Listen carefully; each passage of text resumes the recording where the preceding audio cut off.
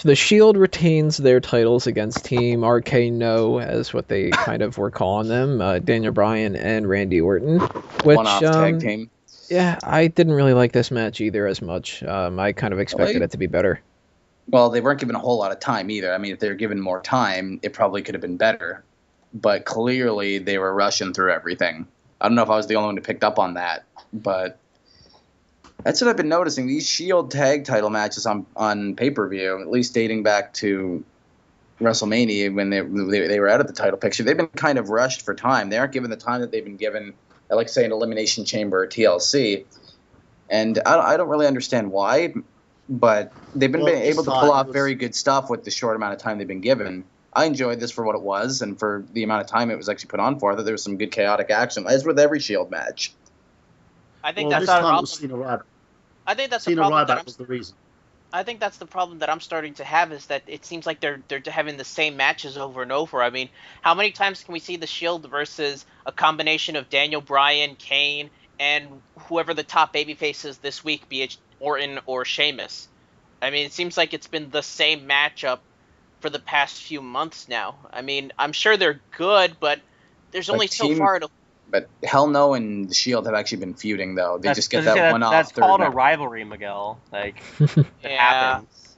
I actually think that, like, if you just take Team Hell No as a team and the Shield as a team, I think it's one of the better feuds of the year when you combine the two teams feuding with one another. It's basic storytelling at its finest. They just get that random person to team with them to try and even the odds. The real rivalry is between Kane, Bryan, and the Shield members. Yeah. And Bryan's I'm himself. not saying you know what it would make this better? It would have been if Team Hell No versus Shield, and if Orton went for the United States Championship. That was what would have made it better. Yeah. The fact that they mixed things up made it seem a lot worse. One, because it was basically an Orton match. Orton was in the majority of it, being the big guy. Bryan stumbled and ended up, I believe, was it Bryan who took the pin, or was it Orton who took the pin? It was Bryan who took the pin. It was Bryan who took the pin. Orton threw him into a spear. Yeah. Yeah, it was one of those basic sort of Shield matches, but it wasn't focusing on the Shield. It was more focusing on Bryan and Orton to build their feud up, whatever feud that they're doing at the moment.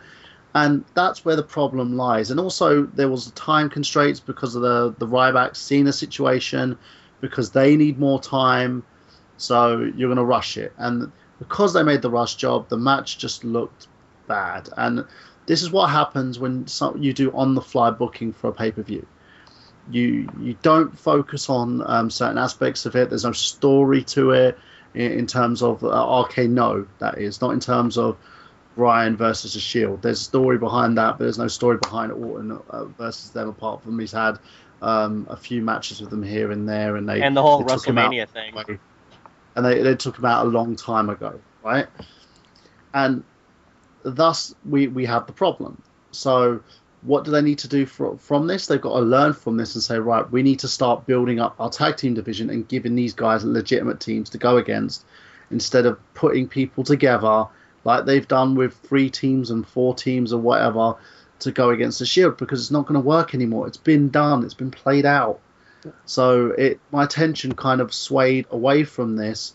And, it kind of got taken back at the main event, but with this, it wasn't a kind of match you could actually write home about. It wasn't something I could sit there and go, oh, that was an awesome match. It was just like, yeah. Remember how I kept saying the Shield needs to have some kind of more storyline to it instead of just attacking 3 random people and all that? Everybody was like, oh, you gotta believe in the Shield, they're so awesome. Yeah, but they're not really just attacking 3 random people, they're wrestling 3 random people. Well, I also want to give credit. Well, not really 3 random. It's Team Hell No and then the random 3rd member. I also want to give credit where credit's due when it comes to how right Payton was with as soon as they win the titles, it's going to go downhill because they're losing everything now and they're really not the stars in this anymore. Yeah, I tried to warn you guys. The worst thing that could happen to them is winning them titles. But they're winning. I don't get how they're losing everything if they're winning title matches and being featured predominantly on television. They're not really losing much. They're being featured predominantly. They come out and they just let Vince McMahon pass out of the ring. They're being tapped out on SmackDown. That one loss. It had to come at some point. You can't define yourself on a winning streak. Not Yeah, really. And it Nobody was a big watched loss that SmackDown. should have been on and pay-per-view. they've been losing almost every single singles match they've been in too. I think the Oh, only that's- person who's that- actually but- continued to win his singles matches is Roman Reigns, who Has is the he guy been- who I picked out as the big star. Has he ever been in singles matches? Or maybe against Bryan once or twice. I think that's about it. My opinion, it's because of the Wyatt family. It's because they're getting brought up, and they're going to be the next 3 guys who are going to be. And this is what I'm I not saw. sold on Danger that, Mouse. other than them being like 2 Luke Gallows to Bray Wyatt's CM Punk. Like, I can't see. They've Are, got- are they really going to get, like, they're going to be built as his equal? I don't see it. I see them being too big enforcers for him for Wyatt's singles career push. I don't see them being used as faction like this. No, I This is the problem, though, with- I think they are, but it's going to be a gimmick faction. It's not going to be like the Shield Yeah. where you're going to see all these guys stand out as its own thing. It's going to be a total package. You know, it's going to be a show, and I'm excited for it for the Wyatt family. Me I think too. if they really push that gimmick to its limit, we're going to see some pretty edgy TV. Yeah, but we're also going to see the United States and tag titles get dropped from the Shield and moved over to the Wyatt family. This is what I believe is going to happen. Because at the You moment, think that they're the really long going to time- cross paths just like that?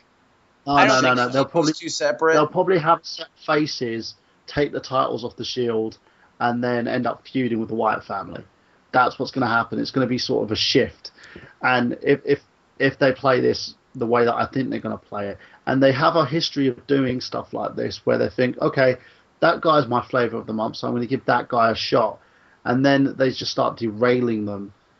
Oh, it doesn't matter if he loses one match, and then one match becomes 2, and 2 match becomes 3. Yeah, At the moment, I would agree with you, Burhan, if it wasn't for the fact that WWE right now has so many flavors of the month. I mean, you got Curtis Axel, you got the Shield, you have, But I that's guess, the thing.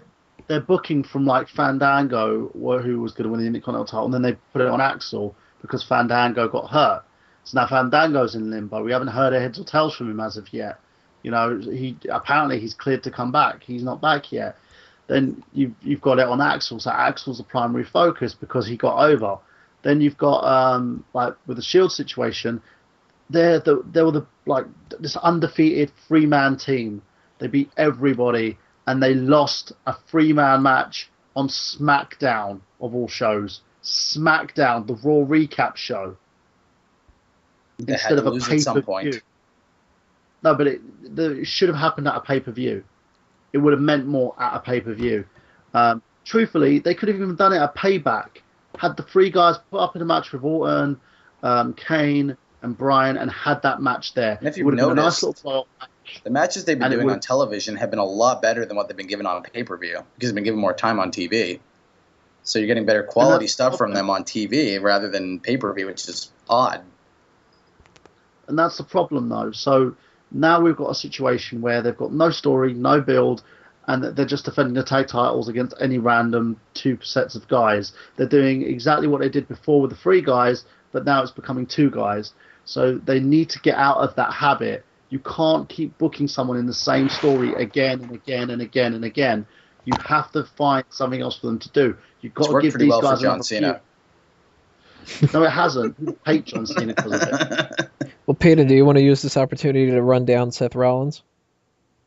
I mean, Why at this point? Yeah, like, Why? like why, Yeah, why he's put gonna any be a effort on career Seth mid-carder? Is that Payton's argument? Because I would fully agree with that. I don't see him rising too much above the Intercontinental title level. I'll on be his own. shocked if he sticks around like that. I don't even think in the end he's going to have a Carlito run. I think after the Shield thing is done, he's You gonna really don't sink. think he's going to be a Morrison of his time? I think he'll be lucky if he's a Morrison, honestly. Or a Kingston? Listen, the guy is one of the most fit people to ever come into the WWE. I will never deny that, and I'm sure he's a very stand-up gentleman. But he is just nothing special to me as far as a wrestler. He looks homeless. I just don't care. I don't care about him. Maybe he'll change my opinion someday. It's Clearly, happened before. he's the real weak link at the Shield. That's for sure. Oh, by far. Let's just put it this way. I'm calling it right now. Tyler Black, TNA Champ 2015. I bet TNA would because they know the internet loves this guy for some reason. Yeah. They're gonna say former WWE World Champion because he was a tag team champ. Yeah. As far as this match, you could pretty much copy and paste what I said about the Kane match, though. This was pointless, thrown together last minute. Nobody cares, and the fact that you guys, like you were saying, it was so short just made it even less important. I actually thought the most entertaining parts of this were two signs that I saw in the crowd. One was don't hinder gender, and the other one was just listen to downstate. Wow. Because they came to play. No Smark out moment signs? No, nobody signed up. Boo.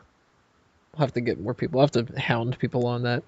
Does it count if we bring signs to a TNA event? Yeah. No. Any kind of... You guys have been listening to the same repetitive plug. Can I bring it to a House of Hardcore event? Yeah. Oh, shit. We got Awesome Piano Man brought it to an FCW event, if I remember correctly. Or an NXT one. I can't remember which one it was. If they classified it as NXT or not. But a house show. So anything, hell, I said before, bring it to an autograph signing. You know what I mean? I don't care. But just don't bring it to an AJ Punk match. Nobody's gonna end up getting that joke, but except for those who were involved. Good. Right. We need a new inside joke to keep away from the fans after they got the Eliminator out of us. Now everybody's gonna start searching for AJ Punk. The kid's gonna get so much more popular. Well, oh yeah, AJ Punk. I remember that. Yeah. You were there. Yeah, I was there. So that kind of knocks out the Shield match here, and we only have one more to talk about. So we're gonna round this out with John Cena against Ryback in a 3 Stages of Hell match for the WWE title.